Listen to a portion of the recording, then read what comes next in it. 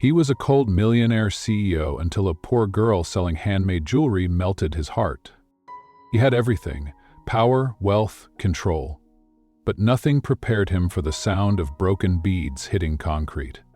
Not the boardroom, not the billion-dollar deals, just that sound, like someone's dreams shattering at his feet. She didn't scream. She didn't cry. She looked him straight in the eyes and said, "That necklace was all I had. You didn't just step on jewelry, you stepped on hope." And for the first time in his life, he couldn't speak. The girl with the megaphone. He hadn't meant to stop. Not really. Henry Sterling didn't pause. Not in meetings, not in traffic, not in life. He moved through the world like a tide, deliberate, powerful, impossible to slow down. Until he tripped. Until her world spilled out beneath his $1,200.00 shoes. The street was loud, but the sound of metal and string and painted glass hitting the pavement cut through it all, sharp and strange, like a piano falling in a silent room. And there, crouched over the wreckage, was a girl who looked nothing like the women he usually passed on Fifth Avenue. She wore a t-shirt that read, "I'm an artist, not your free design team." Her hair was twisted into a chaotic bun that might have been deliberate, or might have been defiance. She wasn't pretty in the way models were. She was real in the way truth hurts. And she was angry. "You didn't even look," she said, not shouting, just cutting. "You didn't even notice the stand you crushed was mine, that I spent hours making every single one of those pieces. But hey, when you live above the clouds, I guess the ground doesn't matter, does it?" Henry blinked. People didn't talk to him that way, especially not in public, especially not women who sold things on sidewalks. He reached for his wallet, automatic. She saw it and stepped back like it was something dirty. "Oh no, you don't get to buy your way out of this." Something cracked, and it wasn't her voice, it was something inside him. He didn't know why he stayed, why he asked her name, why he listened as she spoke through a pink plastic megaphone, selling earrings with stories instead of price tags. Maybe it was the way she used sarcasm like armor, or how she held a broken necklace like it still mattered. Maybe it was the fact that she hadn't looked at him once. Not with awe, not with fear, and just with clarity. Later that night, back in his penthouse, he stared at the pieces of jewelry he'd bought out of guilt. They sat in a brown paper bag on his desk, surrounded by glass, steel, and silence. They didn't belong there, but neither did he. Really? He'd built an empire, but he couldn't remember the last thing he'd built with his own hands. The next morning, he told his assistant to cancel everything. "Just one day off," he said. Jennifer blinked. "You haven't taken a full day off in 4 years." "I know," he replied. He took the elevator down, changed into clothes that looked second-hand. Tags carefully snipped, shirt slightly wrinkled. It was ridiculous. But he needed to see her again. Not as Henry Sterling, CEO, as someone trying to understand what had cracked inside him. He found her at the same spot, laughing into the megaphone, her voice rising above the hum of the city. Her table was set again, bright and handmade. She didn't see him at first, which was somehow worse. It felt like being invisible in a world where he was always noticed. When she did look up, her eyes narrowed. "You're back?" she asked, arms folded. "Don't tell me you broke all the jewelry already." He smiled, the awkward kind that hadn't been practiced in years. "No, I just wanted to see how the stand works." She tilted her head. "Are you planning to trample it again? Because I'm all out of sympathy beads." "I was hoping," he said, swallowing pride, "to help. Just for the day. A pause. A challenge. You're serious?" He nodded. Maya Santos studied him the way a jeweler studies a gem, not for shine, but for cracks. She saw them. "Fine," she said, picking up the megaphone. "We're hiring today. Position includes low pay, emotional exposure, and public humiliation. Think you can handle it?" He smiled. And for the first time in his adult life, Henry Sterling felt ordinary. And it felt good. In that moment, the story began. Not in the boardroom, not in the billion-dollar deals, but on a cracked sidewalk in Manhattan, where a powerful man met a girl who made things with her hands and tore down walls with her words. What he didn't know was that she would change everything, not by loving him instantly, but by making him earn every glance, every smile, every piece of her truth. And in doing so, she'd teach him the one thing he never learned in business school: how to feel. Chapter 1. The day the ice cracked. The day had started like any other for Henry Sterling. Fake back-to-back investor calls before 9 a.m. A protein shake he never actually finished. A tailor pressing his cuffs precisely a half-inch out from his suit jacket. He ran the empire of Sterling luxury dynasty from the 47th floor. A skybox of power and polish, and bent to his city. Groaned and sparkled, and bent to his signature. He had no use for delays, which made the traffic jam outside his building all the more irritating. "Block it off," he ordered. "I'll walk the rest." Jennifer, his assistant, hesitated. "Sir, the press is outside and there's a sidewalk vendor." "I'm not interested in excuses," he cut her off. He stepped out of the black Escalade, coat snapping in the wind like a banner of conquest. Then the universe, perhaps tired of his arrogance, tripped him. One moment he was marching toward the lobby, the next his foot caught on something soft and unstable, and then chaos, the sharp chime of metal hitting pavement, the tangled slap of a tarp sliding out from under him, and the unmistakable gasp of the crowd. Dozens of bracelets and necklaces, beads of color and life, scattered like glass marbles at his feet. And above them, a voice. "Are you kidding me?" Henry turned. She wasn't tall, she wasn't in heels, she wasn't like the women who usually orbit his world like satellites. Quiet, polished, waiting for a cue. No, this one had fire in her posture and paint under her fingernails. And she was furious. "You just stomped through my booth like it was a sidewalk ad," she said. "These pieces are handmade. Do you even know what that means, Mr. Suits?" He opened his mouth to respond. She kept going. "Do you know how long it takes to wire wrap a stone by hand? Or stitch beads without a machine? These aren't factory rejects. They're mine." Her hands trembled. Not with fear, with frustration. With the kind of rage that comes when you've been stepped on one too many times. "I'll pay for the damages," Henry said, reaching for his wallet. The girl actually laughed. Laughed. "Oh no, you don't get to buy your way out of this one, Mr. Ice Emperor." He blinked. "I'm sorry, what?" "You heard me," she said, bending down to gather what she could. "That's what people call you, right? The Ice Emperor? I've seen your face on billboards, usually next to overpriced watches and a quote about vision." People had started to gather now. Phones were up, recording, whispering. Jennifer hovered nearby like a nervous ghost, whispering, "Sir, we need to move." But Henry didn't move. Something in this girl's voice, in the way she didn't flinch when speaking to him, felt different. "I'm sorry," he said, quieter this time. She looked up, suspicious. "What?" "I'm sorry." For a second, silence. Then she scoffed. "And I'm the Queen of England." Henry took out his black card. "Name your price." "Buy everything," she said, standing. "Every piece you stepped on." All of them. 50 pieces. $500 worth, but since you come with a luxury footprint, let's call it 6. And I'm throwing in a lecture. Free of charge. Henry pulled out his card. She swiped it on a bright pink reader covered in unicorn stickers. It didn't match the world around her. That made it perfect. As he waited for the receipt, she looked at him closely for the first time. "You look tired," she said. "I'm not," he replied. "Not physically, just tired in that soul kind of way." Henry froze. She handed him a brown paper bag. "Congratulations. You're now the proud owner of slightly dented dreams." He took it. "What's your name?" he asked. "Maya," she said, as if it didn't matter. Creation, but it did. It mattered more than she would ever guess. That night, Henry placed the paper bag on his desk. The mahogany surface gleamed under the warm light. Expensive, lifeless. The bag looked out of place there, like someone had dropped color into a black and white movie. He took out a bracelet. It was lopsided, imperfect.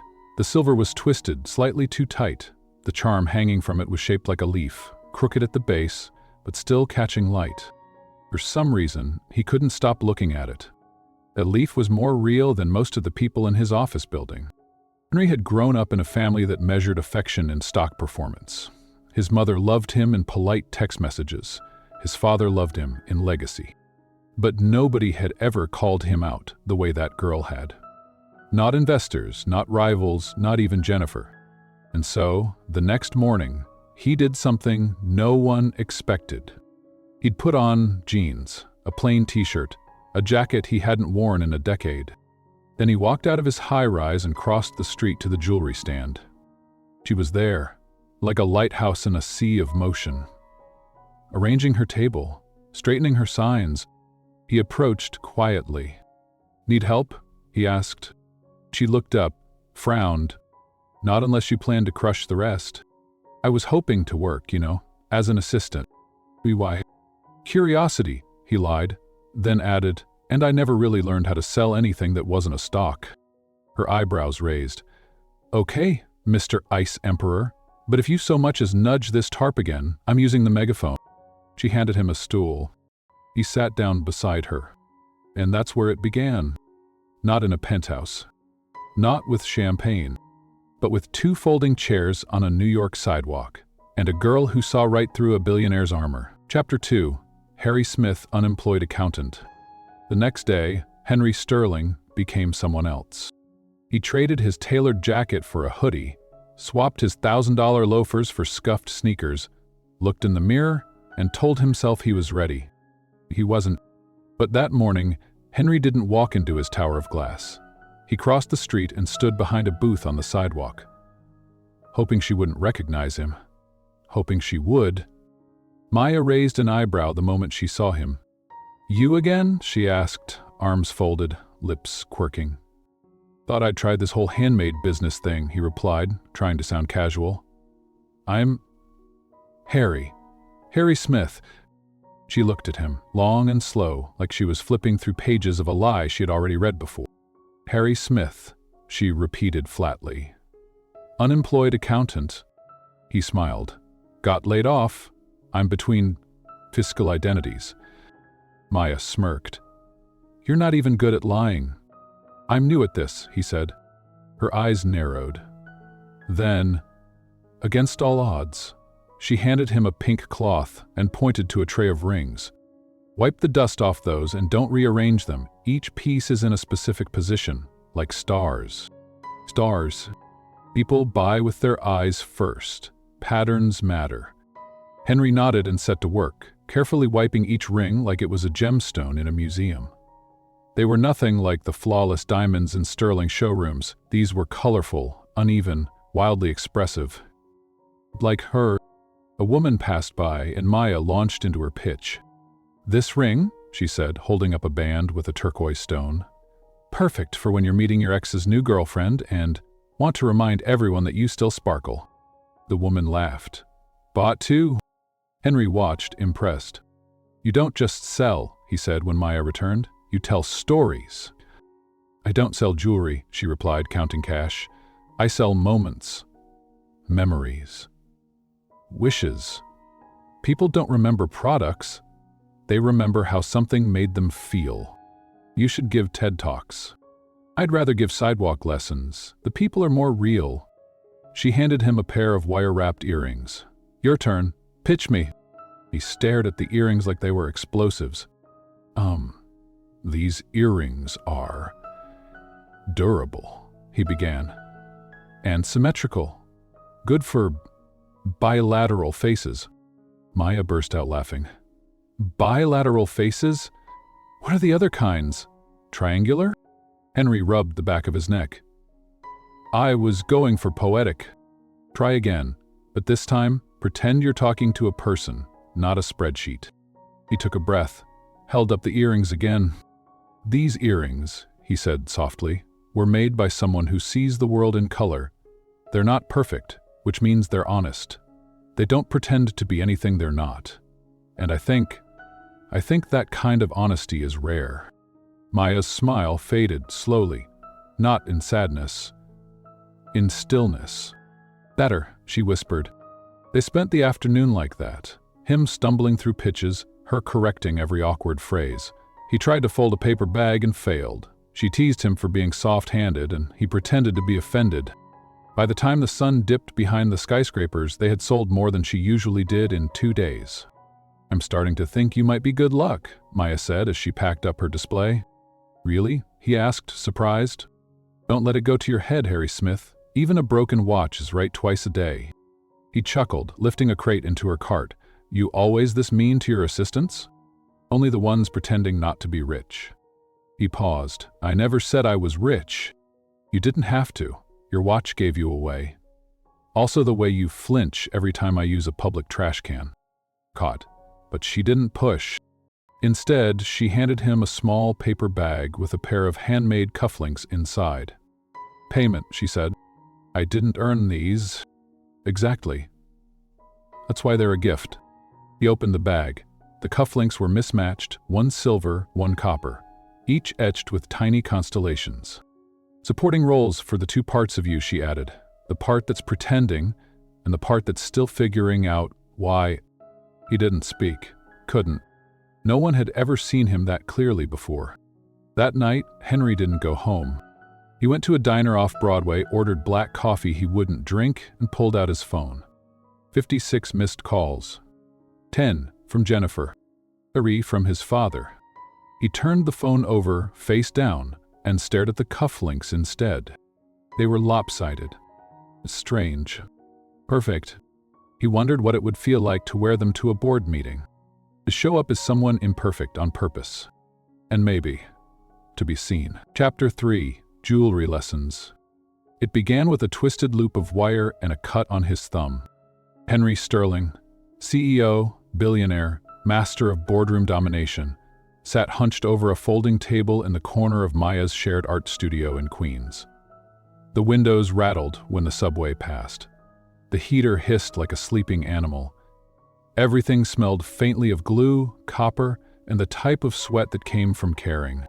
Maya watched him struggle with a pair of pliers and an uncooperative chain link, her chin resting on her hand. "You're gripping it like you're trying to kill it," she said. "I'm trying to kill it," he muttered, squinting at the wire.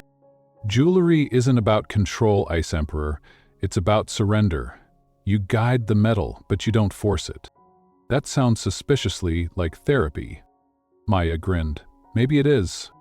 He tried again, the loop bent awkwardly to the left. Maya leaned closer, her breath warm against his wrist. "See? You're twisting with your whole hand. You need to feel it with your fingertips. It's not a business acquisition, it's a conversation." Henry set the pliers down and looked at her. "What do you get out of this?" "Yeah, it's teaching me, letting me stay. I'm terrible at this. And you know I'm lying about who I am." Maya shrugged. "Everyone's lying about something, at least yours is entertaining." "It's not an answer." She hesitated, then said, "Because you look like a man who's drowning in gold, and starving anyway." He blinked. Words caught in his throat. Maya picked up the wire and held it gently between her fingers. "You want to try again?" He nodded. This time, she guided his hands. She didn't do it for him, just nudged his grip, adjusted his angle. The loop wasn't perfect, but it held. "Not bad, Harry Smith," she said softly. He smiled, and it wasn't the tight, practiced smile that belonged in press photos. It was real.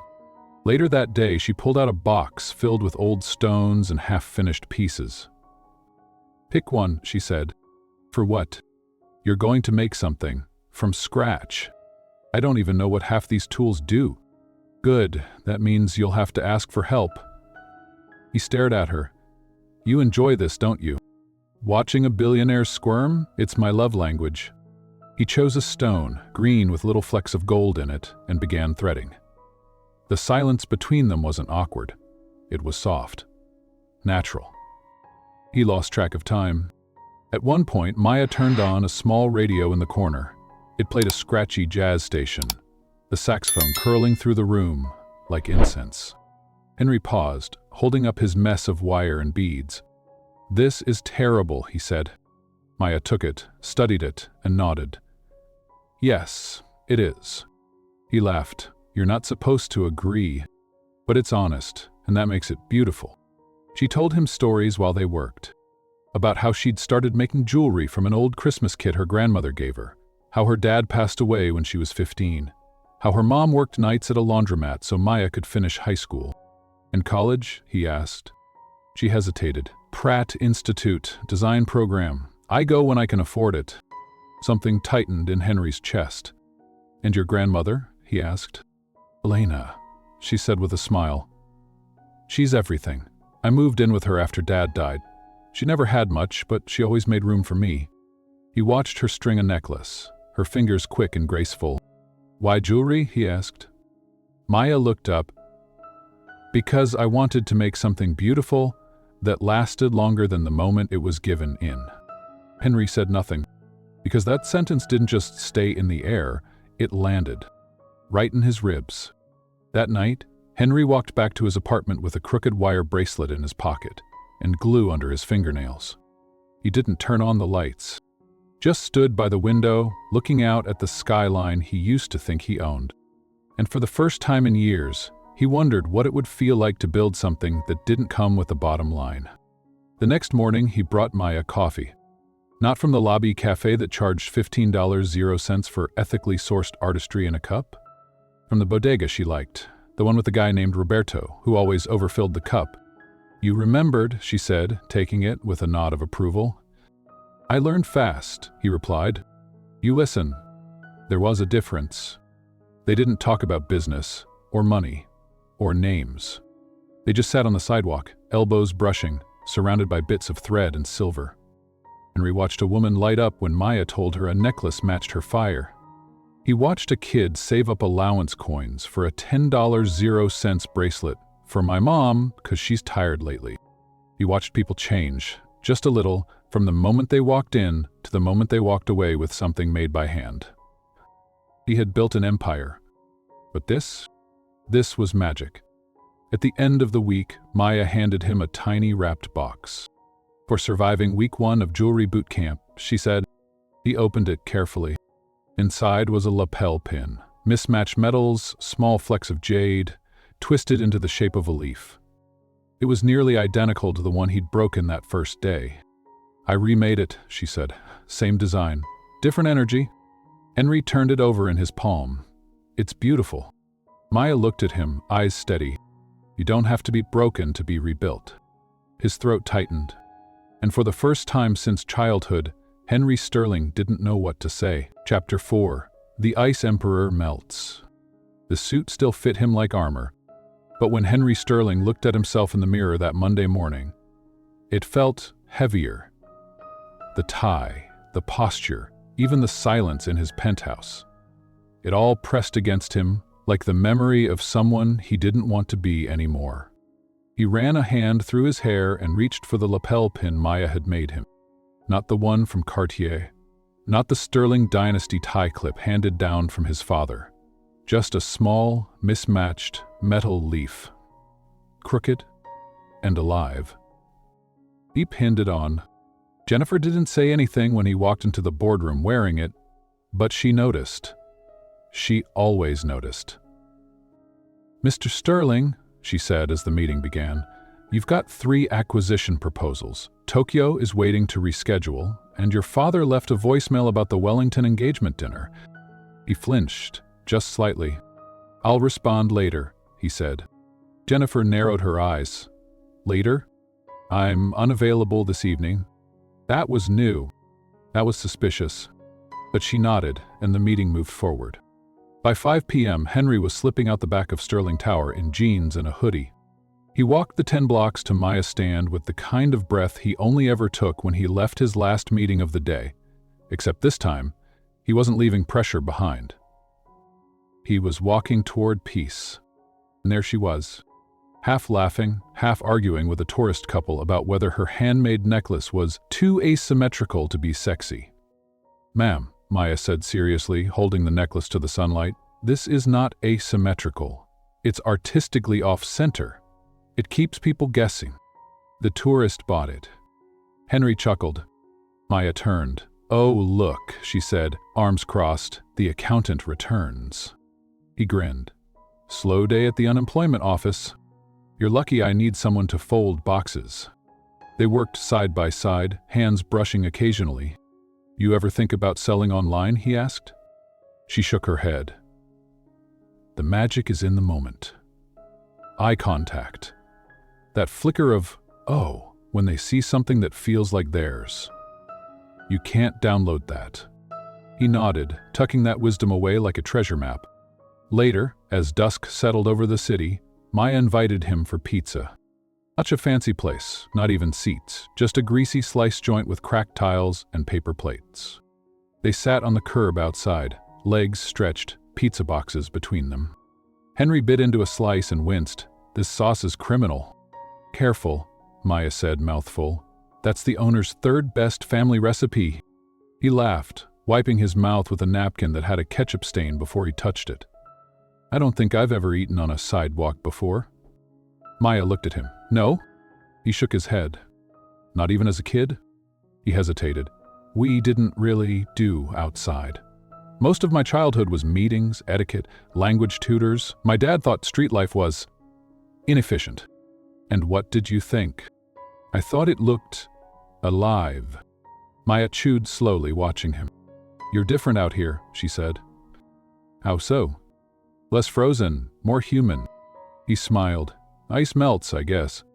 Only if it wants to." Back at her apartment, a cozy walk-up above a laundromat, Maya showed him her sketchbook. She didn't mean to. He noticed it peeking from under a pile of packaging and asked, "You don't have to share that," he said when she hesitated. But she handed it over. Page after page of pieces, unfinished ideas, impossible shapes, bold lines that didn't ask for permission. Some were messy, some were brilliant. All of them were hers. "These are incredible," he whispered. She shrugged. "They're just dreams. They look like stories you haven't told yet." Maya froze. He didn't realize it, but he had just spoken in her language. "Has anyone ever—" she started, then shook her head. "Never mind." "What?" She bit her lip. "Nothing. It's just, no one's ever looked at them like that." Then they weren't really looking. Silence settled. Not awkward. Not empty. Just full of things neither of them knew how to say yet. Later, as Henry walked home through the humming city, he passed a Sterling billboard. His face, airbrushed and expressionless, stared back at him.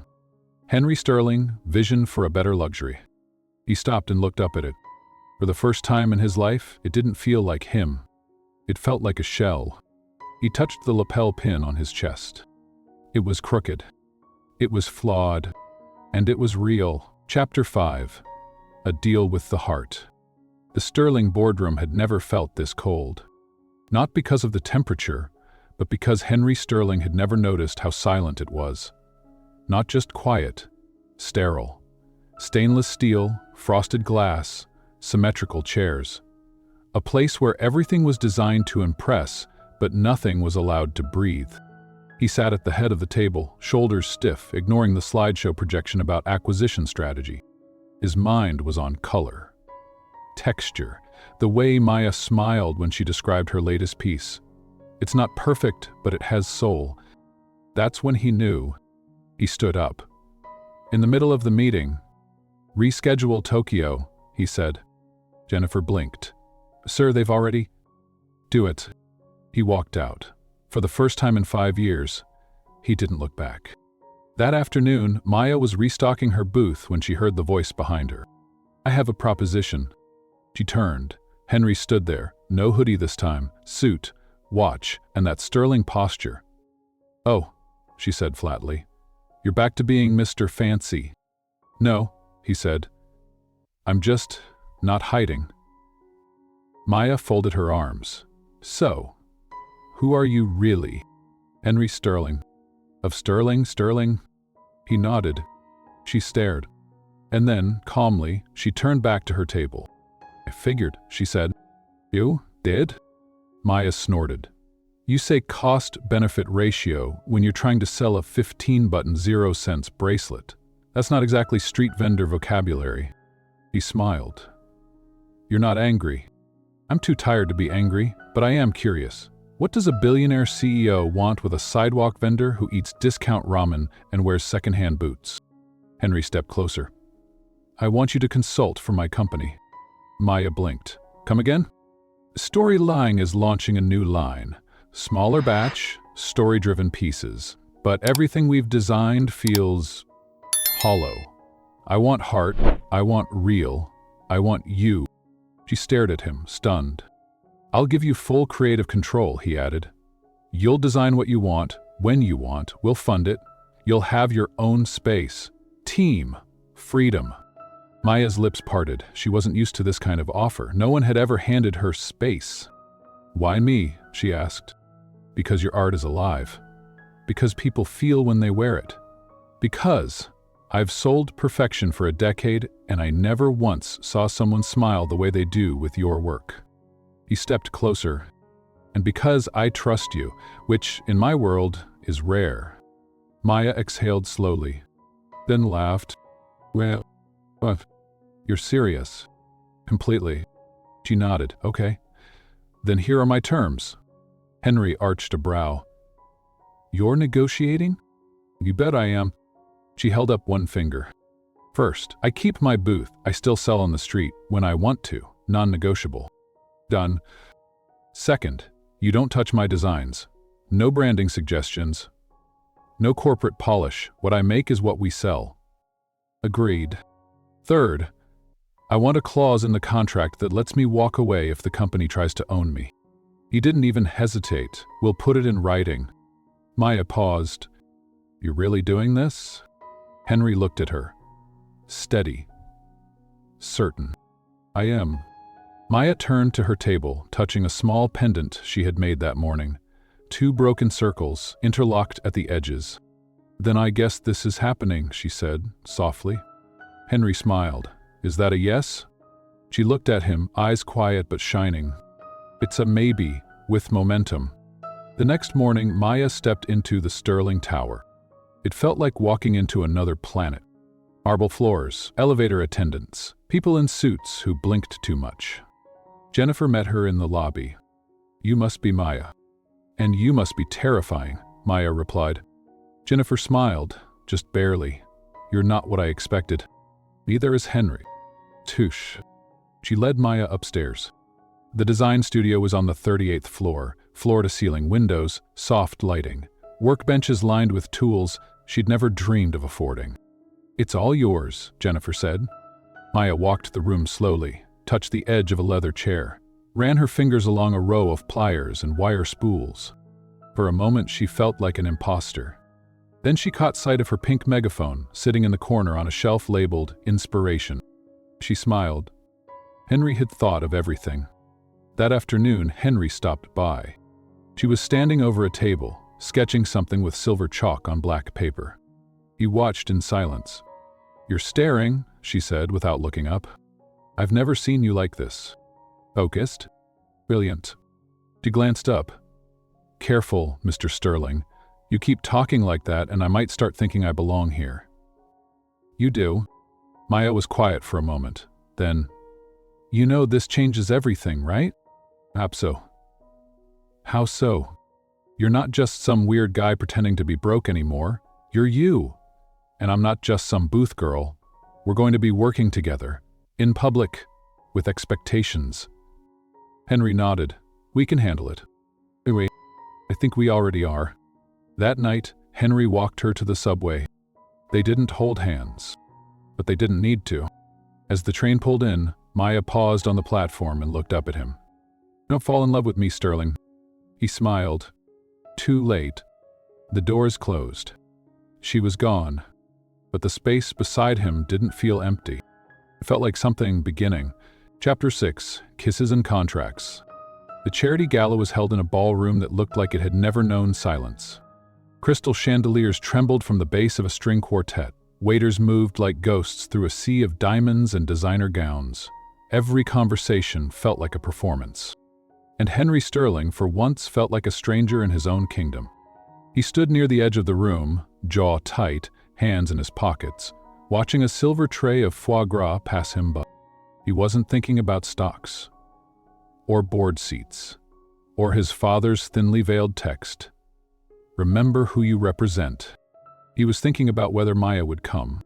Then he saw her. She didn't walk in, she arrived. A simple black dress, no label. Hair loose. A handmade necklace, silver wire hugging a smooth green stone like ivy around a tree. She didn't look expensive. She looked undeniable. Henry forgot to breathe. She caught him staring and rolled her eyes. "You clean up okay," she said, slipping beside him. "So do you. Only took me an hour and 3 panic attacks. You don't look nervous." "That's because I've been practicing pretending." He smiled. And for a moment the ballroom disappeared. They moved through the night like shadows avoiding spotlights. Introductions blurred together. "This is Maya Santos, our new design consultant." Polite nods. Fake smiles. No one asked how she made her first sale at 13 from a folding table in Queens. No one asked how long it took to learn what her art was worth. But Maya didn't need them to. She had him. And when Henry gently took her hand and led her toward the rooftop terrace, the ballroom faded to a whisper. Outside, the night was cool and city lights spread out below them like stars that had landed too close. Jazz drifted from below, soft and slow. Maya leaned against the railing, arms folded, eyes watching traffic swirl like memory. "You okay?" Henry asked. "I don't think these people like me," she said. "They don't know you. They don't want to. Then we don't care what they think." She turned, face half lit by moonlight.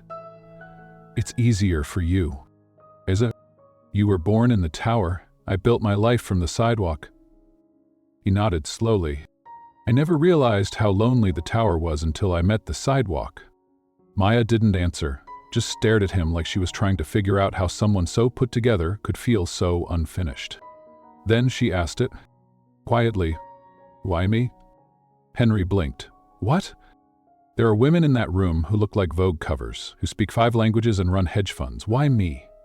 He stepped closer. "Because you're the only person who doesn't flinch when I'm quiet. Who didn't care about the company name. Who told me the truth when it hurt, and still stood beside me afterward." Her breath caught. He reached up, fingers brushing a strand of hair from her face. "And because when I look at you," he said, voice low, "I don't feel like I'm performing. I feel like I'm home." The words fell between them like silk. And then, no music, no warning, she kissed him. It wasn't polished. It wasn't perfect, but it was real. His hand found the small of her back. Her fingers curled into his lapel. The city buzzed behind them, but in that moment, the world was just wire and light and breath, and finally. When they pulled apart, she whispered, "That was either a very good idea or a very bad one." He smiled, "Definitely both."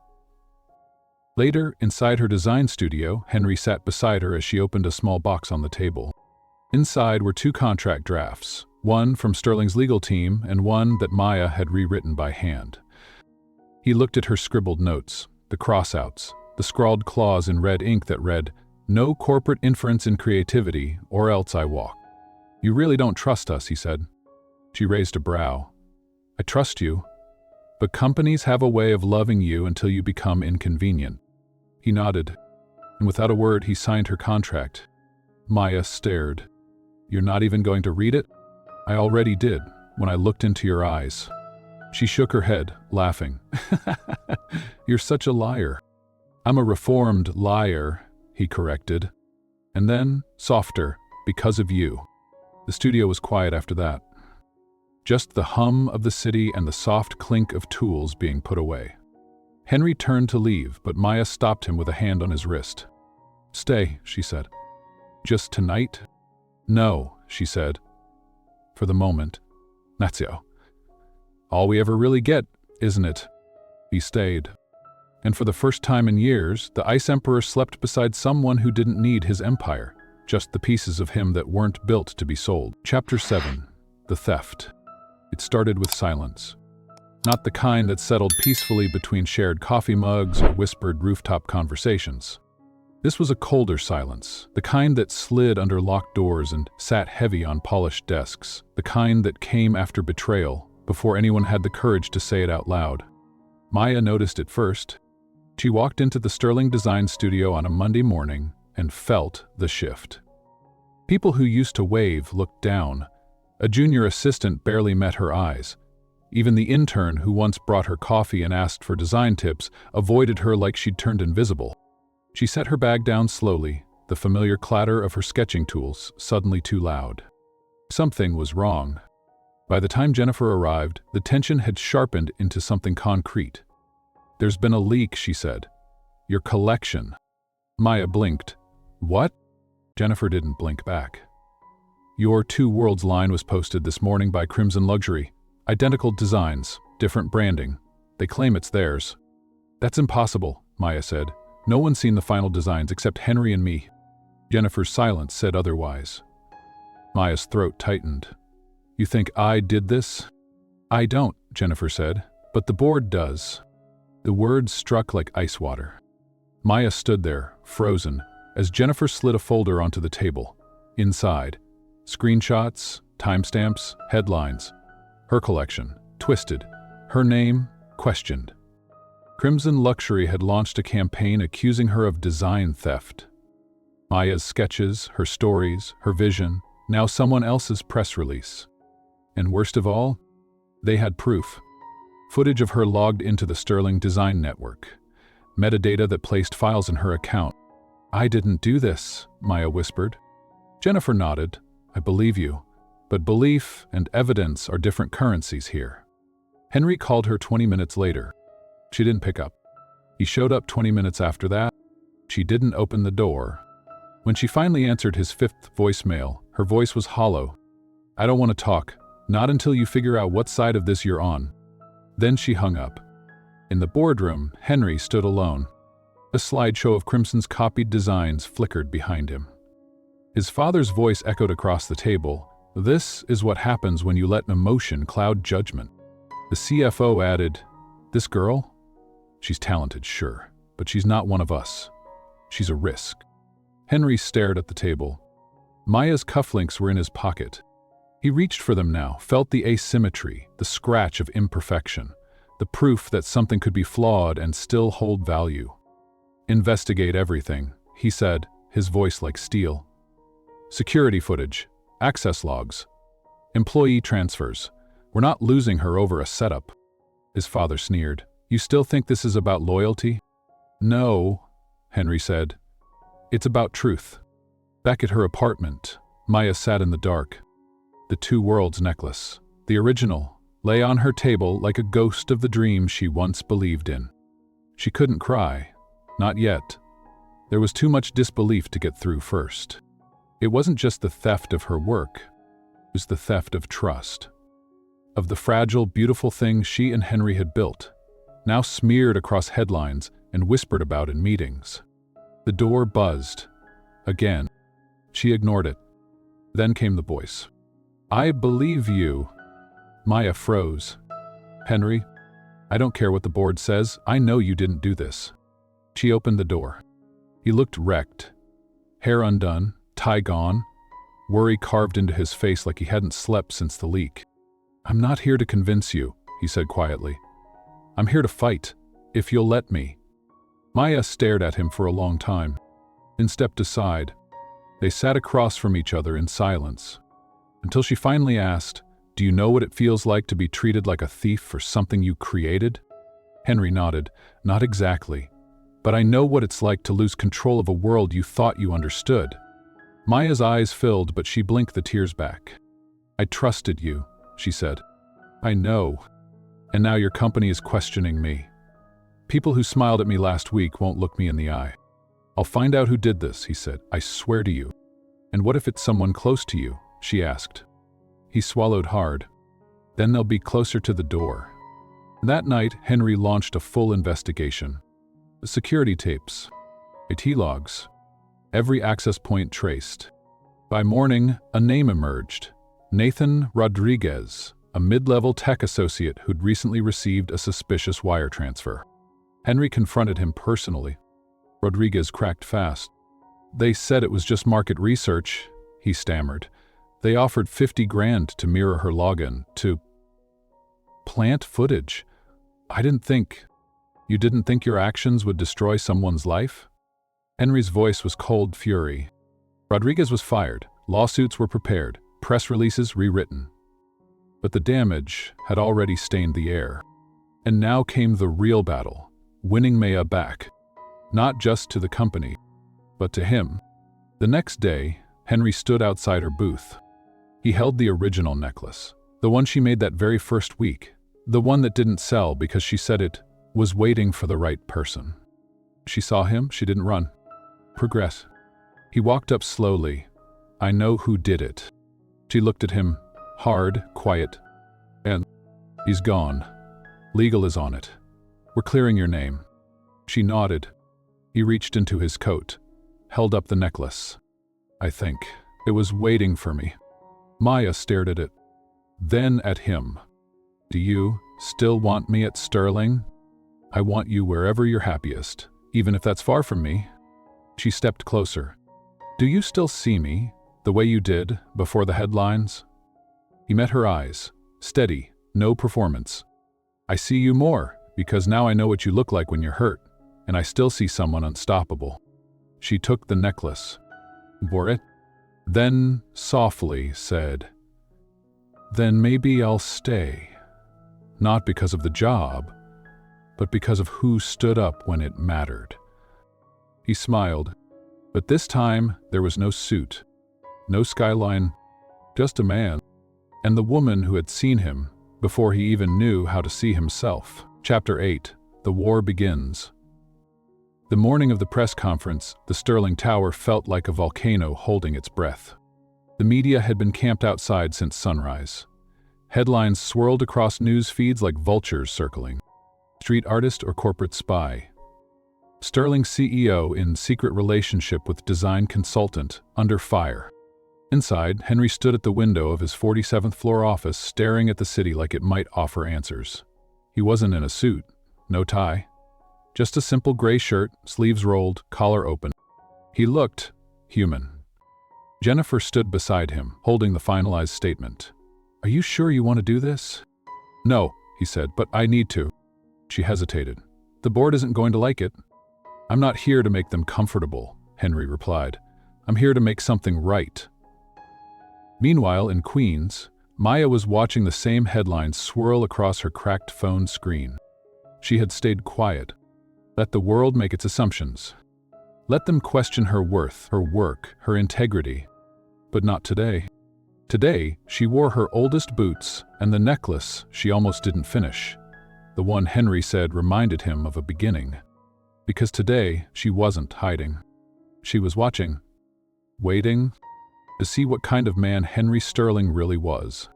At 11:00 a.m., the Sterling press room was packed. Cameras, reporters, executives standing off to the side like statues carved in discomfort. Henry stepped up to the podium alone. No cue cards, no spin. Just a man with a voice he hadn't used like this in years. My name is Henry Sterling, he began. Flashbulbs popped. And today, I'm not speaking as a CEO, I'm speaking as someone who owes the world an apology. Murmurs rippled through the room. 3 weeks ago, an act of corporate sabotage took the work of a gifted artist, Maya Santos, and tried to make it vanish. Her collection was stolen, her name was dragged, and while she fought to hold on to her dignity, my silence made things worse. The room was dead quiet now. I was raised to believe that power was something you protect, but Maya taught me something else, that truth is worth protecting, even if it costs you everything. Jennifer stood at the edge of the room, arms crossed, fighting a rare smile. Henry continued, The evidence has been found. The person responsible, Nathan Rodriguez, has been terminated and will be prosecuted. Maya has been cleared, completely. He looked straight into the cameras. And I want every person who wrote her off, who whispered behind her back, to know you were wrong. A pause. Then the final blow. And if that truth makes me unfit to lead Sterling, then so be it. Gasps. Board members shifted, visibly uncomfortable. But Henry didn't care, because this was the hill he was willing to stand on. Across the city, Maya stood in the back of a crowded coffee shop, watching the press conference live on the mounted TV. When she heard his words, then so be it, Something cracked inside her. Not pain, not pride, but belief. For the first time in her life, someone hadn't just defended her in private. They had done it out loud. Hours later, Sterling's social media accounts issued official apologies. The Two Worlds collection was publicly reattributed to Maya. Henry personally posted a message. You can steal designs, but you can't replicate soul. Maya's work is hers and always will be. That post hit 1 million likes in under 2 hours. But Maya didn't care about the likes. She cared about the man who wrote it. That night, Henry waited in the design studio. He didn't know if she would come. Then the door opened. Maya stepped in, slow and quiet, her expression unreadable. She walked up to the table, picked up one of her pendants, and turned it in her hand. "So," she said without looking up, "you broke the rules." He stood. "I meant every word. You nearly lost your company. Some things are worth losing. You weren't." A silence stretched between them. Then she looked up, eyes soft but sharp. "I've never had anyone stand up for me like that, especially not someone with something to lose. I'm not trying to save you, Maya. I know. I'm trying to be the man you believed I could be. That's different." Maya set the pendant down. "You're doing a decent job," she said. He exhaled, and it almost sounded like relief. "Is that a compliment? Don't get used to it." Later, they sat shoulder to shoulder on the bench near her booth. No cameras, no press, no contracts. Just two people watching the city move. "Why me?" she asked again. Henry reached into his pocket and pulled out something small. It was a bead. Uneven, slightly chipped, blue, with a gold streak running through it. "The first piece of yours I stepped on," he said. "You kept it?" "I couldn't throw it away. It reminded me of the moment my life split open." Maya stared at the bead. "It's broken," she whispered. Henry smiled. "So was I." Chapter 9. Collision and Courage. The first time Maya met Henry's father, the room dropped 10 degrees. It was an informal brunch, which in Marcus Sterling's world meant 3 forks, a floral centerpiece, and silence so sharp it could slice fruit. Maya sat at the long oak table in a borrowed blazer, fingers curled tightly in her lap. On her wrist she wore a charm bracelet she'd made when she was 16, imperfect, colorful, hers. Marcus sat at the head of the table, all tailored intimidation and silver-streaked scorn. "So," he said, folding his napkin like a weapon, "you're the one who makes trinkets." Maya smiled, politely. "I prefer the term pieces with intention." Jennifer, seated beside her, cleared her throat with subtle approval. Marcus didn't flinch. "My son," he continued, "has a habit of indulging whimsy, but Sterling is not a sandbox for sidewalk stories." Maya's spine straightened.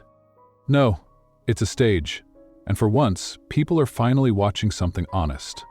Henry reached for her hand under the table, not to comfort her, but to say, "I'm with you." Marcus's eyes narrowed. "This isn't personal, Ms. Santos. It's legacy." "Then maybe your legacy needs rewriting." The silence was explosive. Then came a voice from the hallway. "Am I late?" Everyone turned.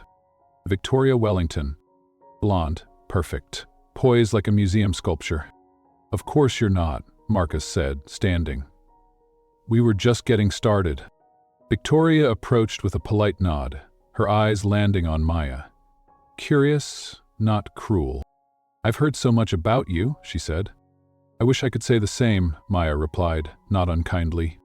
They sat across from each other, mirrors of 2 different worlds.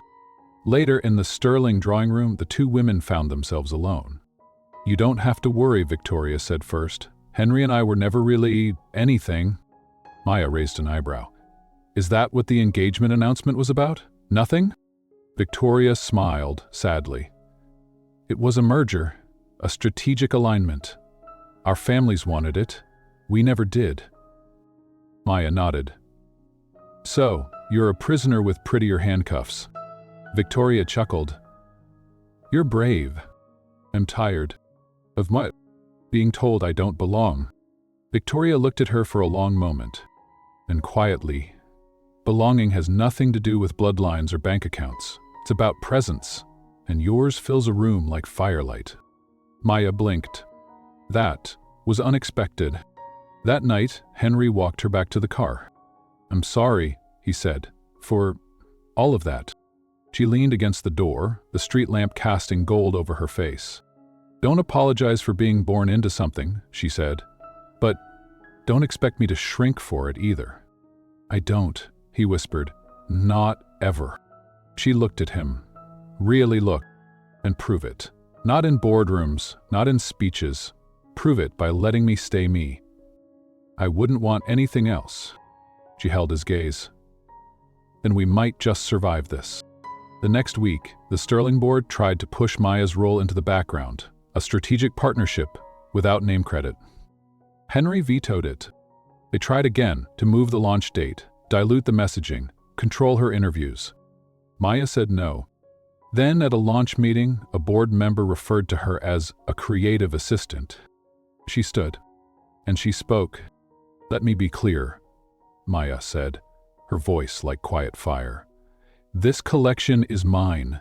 These designs are mine. My story, my scars, my joy, in every curve, every clasp, every stone.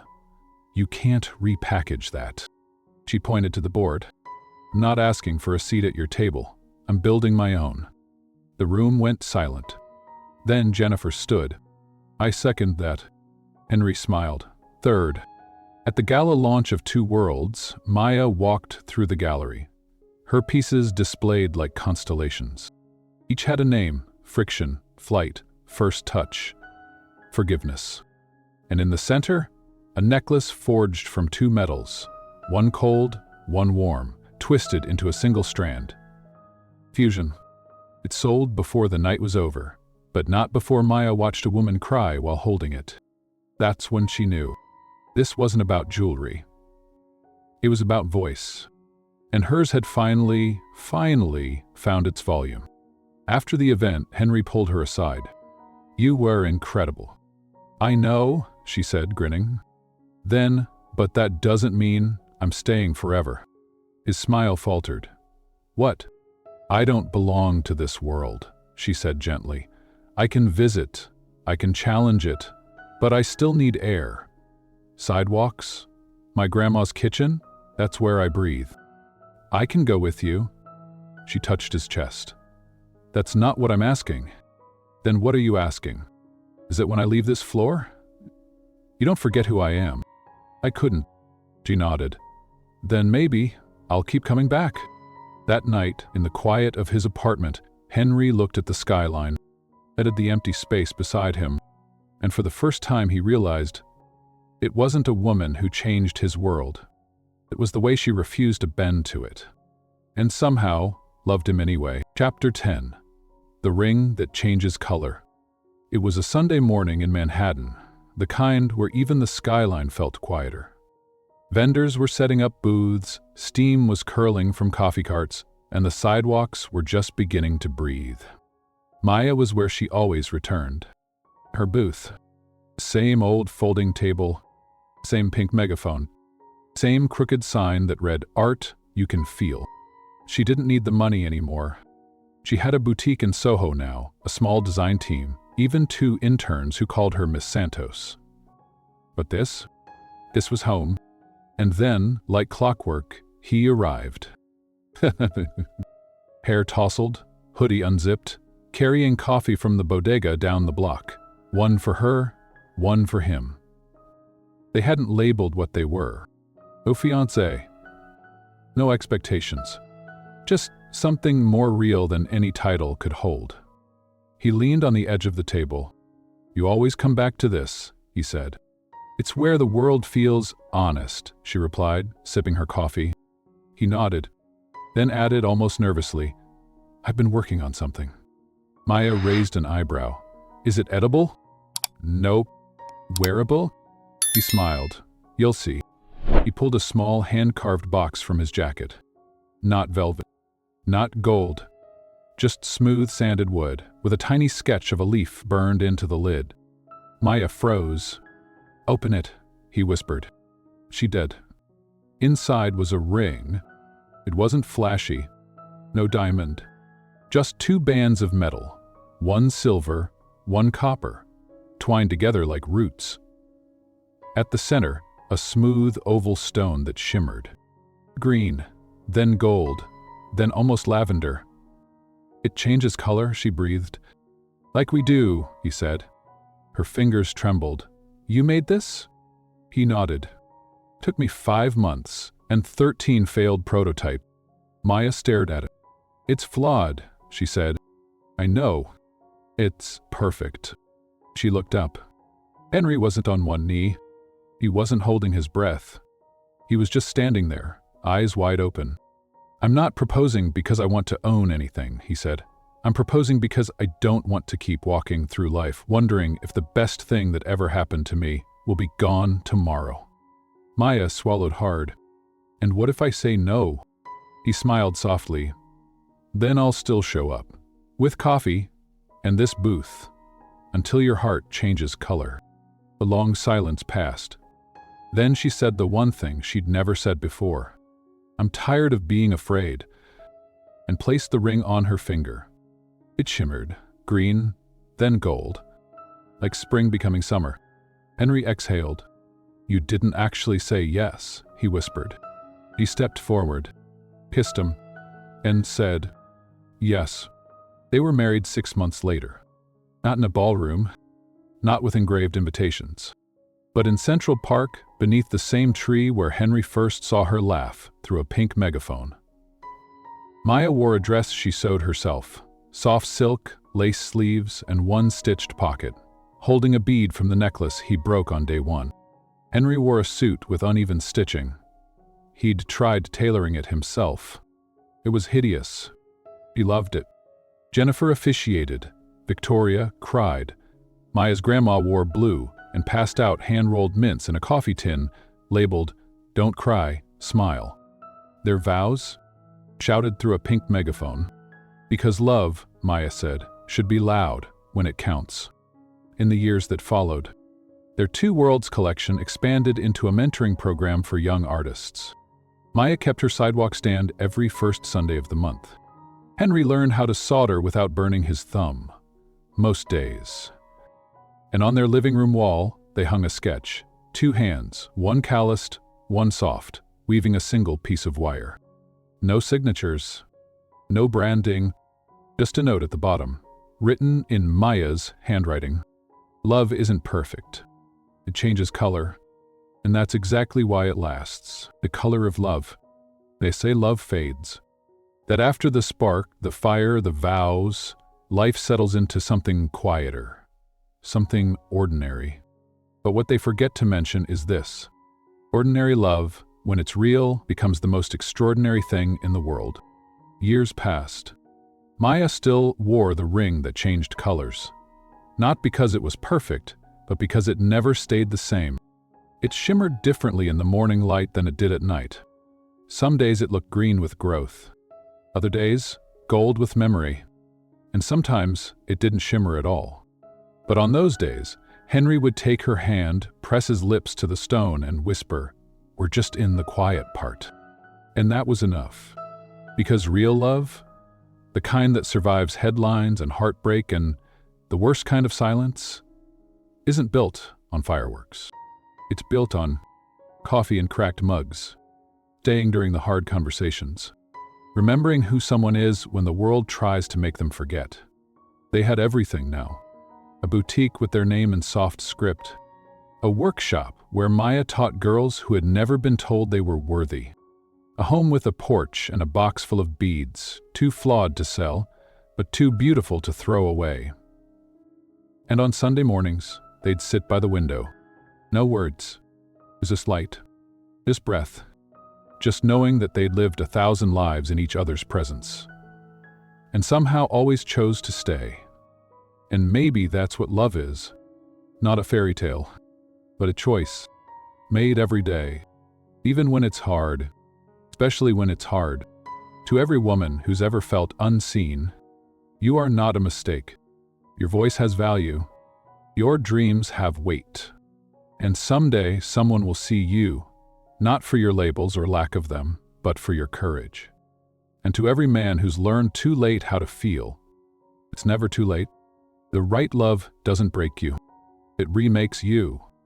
If this story moved you, I invite you to reflect on someone in your life, someone who saw you when the world didn't.